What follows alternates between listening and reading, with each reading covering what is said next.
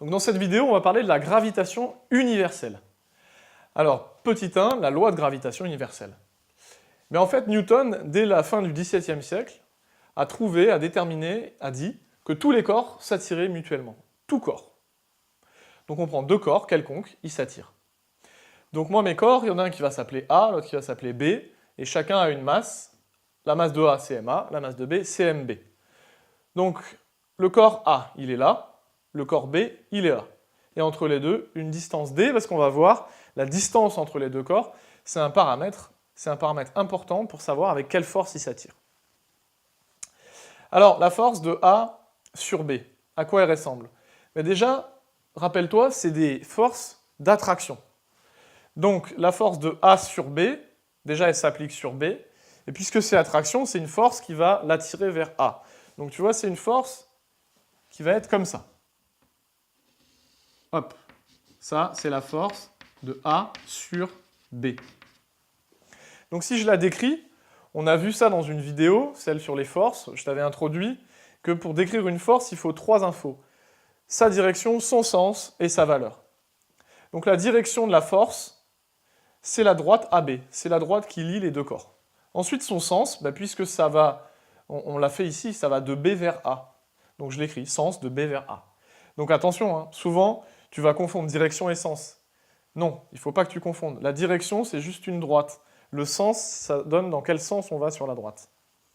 Et la valeur, ça, il faudra que tu l'apprennes.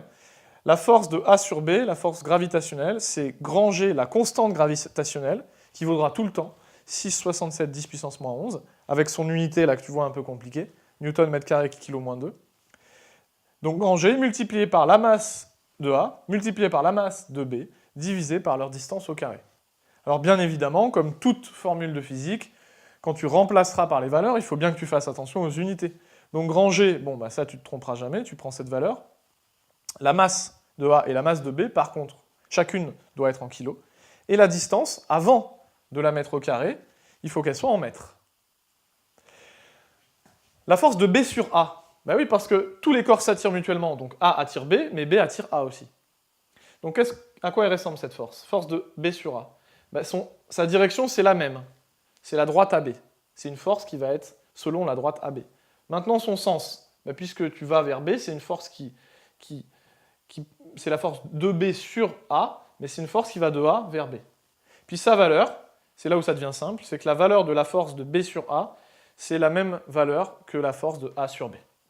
Alors on va tout de suite passer à un exemple en utilisant deux astres. Et alors là, il y a une petite différence, c'est qu'un astre, c'est une sphère, c'est pas un point. Mais justement, nous ce qu'on va dire, c'est qu'on peut assimiler une sphère homogène de masse petit m, finalement à un point qui serait placé en son centre et qui concentrerait toute la masse. Donc c'est comme si la Terre, tu la réduisais à un point, et la masse de ce point, c'est la masse de la Terre. Donc finalement, ici on a la Terre, qui est une vraie sphère, mais on va se concentrer sur son centre. Et puis en face, on a la Lune, qui est une sphère, elle aussi, mais on va se concentrer sur son centre. Donc finalement, la Terre, on va l'assimiler comme un point, dont la masse, c'est la masse de la Terre, et la Lune comme un point, dont la masse, c'est la masse de la Lune. Et ensuite, évidemment, la question que tu auras en exercice, c'est quelle est la force de la Terre sur la Lune? Alors ici, je t'indique juste le calcul de la valeur. Donc tu reprends la formule d'avant, et tu remplaces par les bons termes. Donc G, lui, bouge pas, constante gravitationnelle. Masse du corps A, ici c'est la Terre, donc j'indique M de T pour dire masse de la Terre. Multiplié par la masse du corps B. Ici, le corps B, c'est la Lune, donc je mets ML, comme ça on sait de quoi je parle, la masse de la Lune. Et je divise par D au carré, et j'ai bien représenté sur mon schéma que D, ça représentait la distance entre le centre de la Terre et le centre de la Lune. Ensuite, je remplace par les valeurs numériques, et j'obtiens 2 10 puissance 20 newtons. Et donc si tu reprends la vidéo qu'on avait fait sur la force et les mouvements, je t'avais introduit la notion de force, et si tu la reprends, tu verras que je t'avais indiqué juste le résultat de cette force entre la Terre et la Lune. Eh bien ici, tu as l'explication complète de d'où vient ce résultat. Voilà, donc ça c'était la gravitation universelle.